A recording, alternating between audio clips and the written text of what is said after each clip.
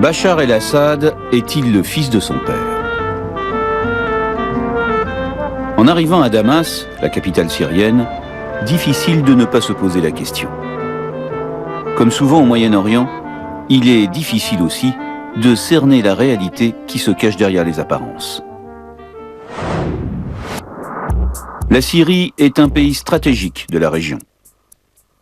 C'est le berceau du parti Baas, parti unique, socialiste, dont l'objectif était la création de la grande nation arabe. Politiquement, la Syrie est difficilement contournable. Il suffit de regarder la carte. Au nord, la Turquie, à l'ouest, le Liban, à l'est, l'Irak, au sud, la Jordanie et au sud-ouest, Israël, avec qui la paix n'a jamais été signée. Depuis 1970, la Syrie est avec la Jordanie le pôle de stabilité de la région. Et l'homme qui détient les clés du système, le voici. Bachar el-Assad, un jeune président de 42 ans. En 2000, à votre arrivée, vous avez joué l'ouverture politique. À l'époque, la communauté internationale vous a applaudi et on vous considérait comme un réformateur. Alors j'ai envie de vous poser une question toute bête. Qui est le vrai Bachar el-Assad? Le réformateur ou le conservateur?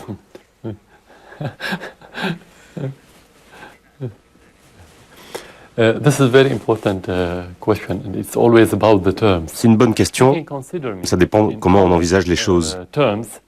Il est possible d'être à la fois réformateur et conservateur. Vous pouvez me considérer comme un conservateur réformateur. Si vous êtes conservateur, cela ne veut pas dire que vous n'êtes pas ouvert aux réformes. Par exemple, on s'est demandé s'il fallait ouvrir notre économie comme les Américains qui, eux, ont une économie très libérale. Fallait-il le faire avec ou sans régulation? Eh bien, nous avons choisi d'ouvrir notre économie tout en la régulant. Donc, je suis un conservateur réformateur. Conservative, reformative.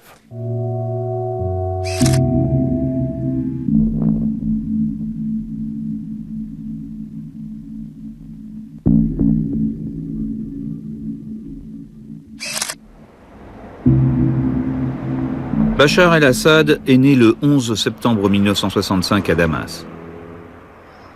Il a grandi dans cet appartement, somme toute assez modeste du centre-ville.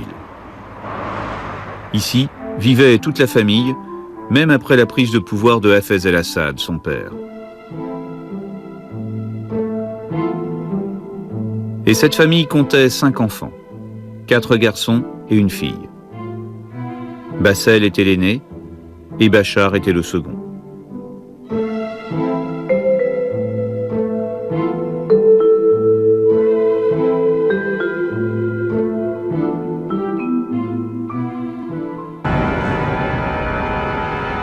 Il a 5 ans lorsque son père prend le pouvoir en 1970 par un coup d'État et impose la domination du parti Baas sur la Syrie.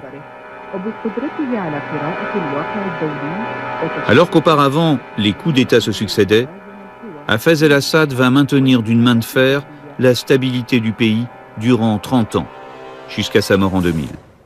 Est-ce que c'est difficile d'être le fils d'un président comme votre père, Hafez el-Assad? Non, la plupart du temps je ne le ressentais pas, car chez nous il y avait une séparation totale entre la vie politique et la vie familiale. Nous parlions à peine de politique. Mes parents voulaient que l'on mène la vie la plus ordinaire possible. Et ce, malgré les circonstances difficiles que le pays avait traversées. Donc pour moi, ce n'était pas difficile. Bachar, comme ses frères, sont donc les fils du président. Ce qui, au bout du compte, ne change pas grand-chose pour lui, car à l'époque, c'est l'aîné, Bassel, qui est destiné à succéder à son père.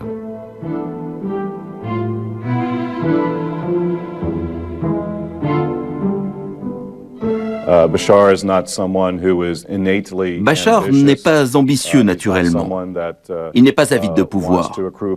Lui et son frère avaient des personnalités très différentes. Son frère aîné était beaucoup plus charismatique et flamboyant. Il était prédestiné à prendre la succession de son père.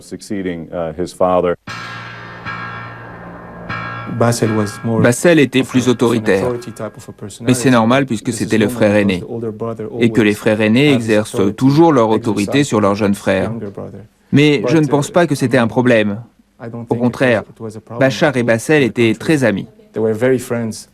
Le successeur d'Hafez el-Assad sera donc Bassel, le frère aîné, et non pas Bachar, le frère cadet. Les choses semblent claires, du moins en apparence. Je vais être très franc. Mon père n'a jamais évoqué cela. Il ne lui avait pas attribué de rôle précis. Il n'était pas prédestiné. Mon frère était un jeune homme très ambitieux. Il était très populaire car il était champion d'équitation. Et il était très apprécié parce qu'il s'impliquait dans les affaires publiques de notre pays en tant que fils du président. Alors tout le monde se posait beaucoup de questions à son sujet.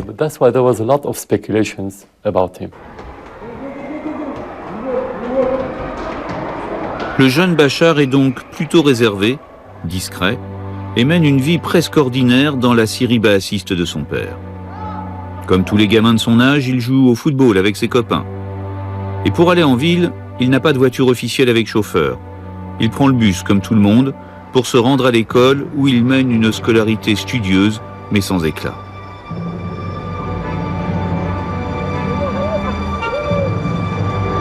Il est inscrit au lycée français Le Frère de Damas. Et la salle de classe qu'il fréquente est restée la même, à un détail près. À l'époque, c'était la photo de son père qui présidait au-dessus du tableau. Alors, vos cahiers sont ouverts.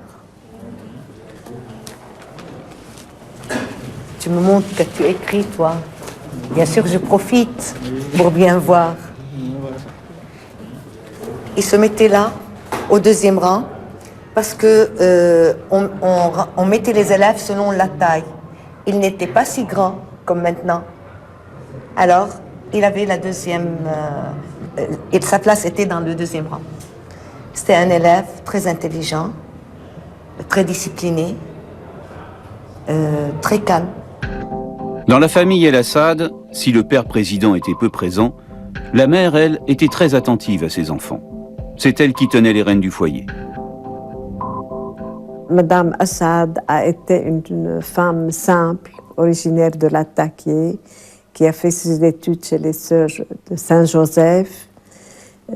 D'après, ce que j'ai vu, elle était une femme simple, calme, qui suivait de très près le travail de ses enfants et l'éducation surtout, et qui demandait surtout au lycée de traiter ses enfants au même titre que tous les autres. Et j'ai l'impression qu'elle a donné une très bonne éducation à ses enfants, puisque nous avons vu le comportement des enfants au lycée. À vrai dire, nous n'en saurons pas beaucoup plus. Il était donc discipliné, calme, studieux, nous dit-on, mais bon. Comme en Syrie, la moindre critique contre le président équivaut à une trahison, la mémoire des professeurs est probablement très sélective. En fait, Bachar fut tout simplement dans la bonne moyenne.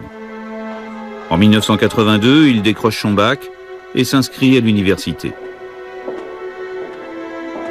Il s'inscrit à la faculté de médecine de Damas et entame le long et difficile parcours de l'apprenti docteur. Un choix qu'il fait en toute liberté, sans aucune contrainte paternelle.